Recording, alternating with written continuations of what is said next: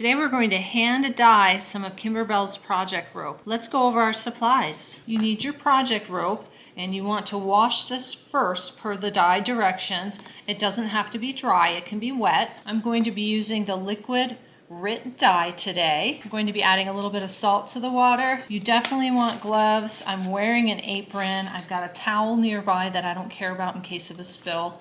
Something to mix it with. And back here I've got 1.7 liters, which is about 7 cups of hot water. I'll be mixing my dye in a disposable turkey pan.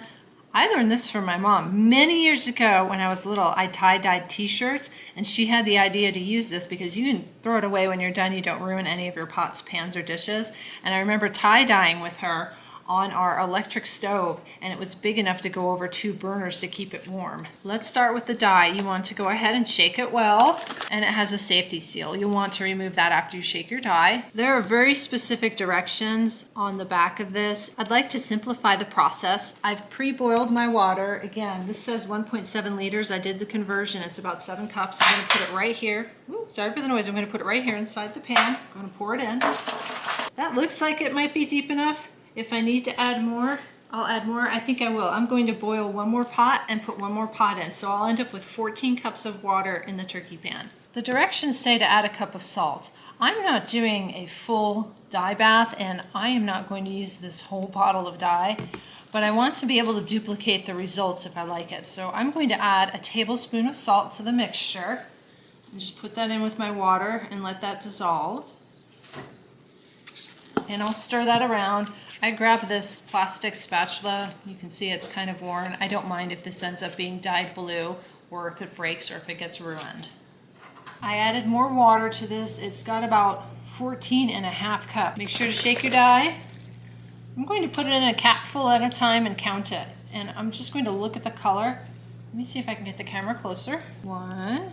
Ooh, that's pretty. This is the teal color. Let's do 3. 2 and 3.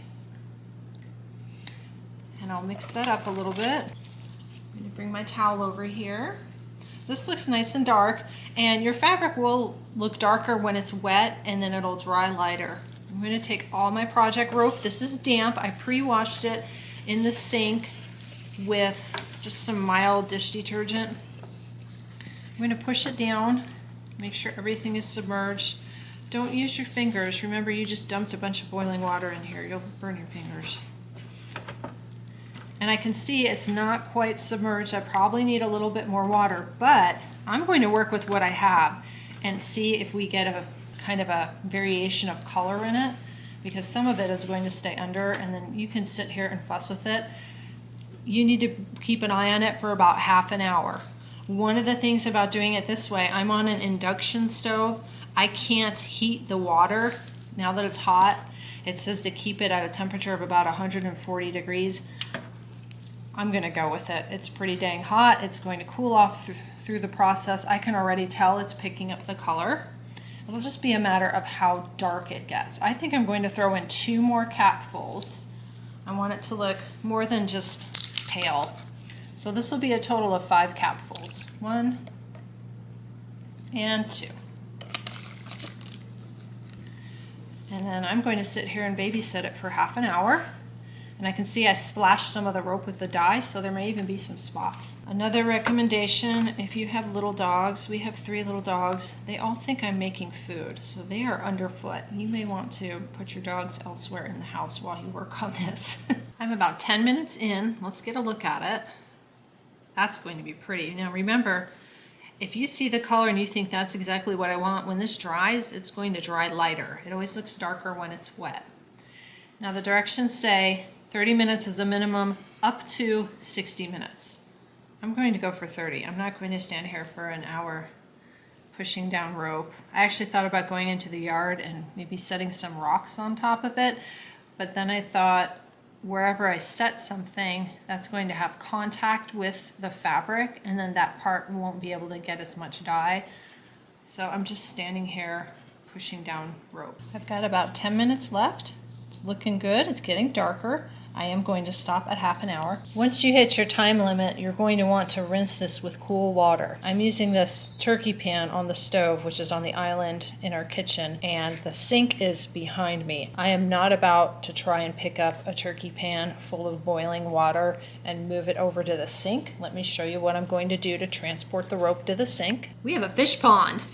I'm going to use this bucket. It's just a plastic bucket. It's empty. I made sure all the little fish flakes are out of it. I'm going to take my rope out of the pan when it's ready to go, put it in the bucket, and then take the bucket over to the sink. I've got a few minutes to go. The rope is looking really nice. Now keep in mind that if you look at it and you think it's perfect, it's going to dry lighter. So if you want the color that you're looking at while it's in the dye bath, you're going to need to let it sit a little bit longer. I'm here at the sink with the project rope. I need to rinse this in cool water, and actually since it's in this bucket, I'm going to rinse it in the bucket. I'll probably speed this up and put it to music. It's going to pick up the sound of the water. It'll be really loud. Let's rinse it and then we'll set it outside to dry.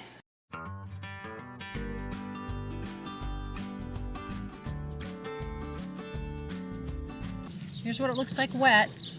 I'm going to spread it out and let it dry, and then we'll come back and we'll see what the final color looks like. I've had the rope outside for about 2 hours. It's probably 95 degrees. I'm in Arizona. It's almost completely dry. I would say this is pretty dang close to the final color, the color it's going to be. I'm going to let it dry overnight. I'm going to use this in a project. I'll make sure to link that in the description box below.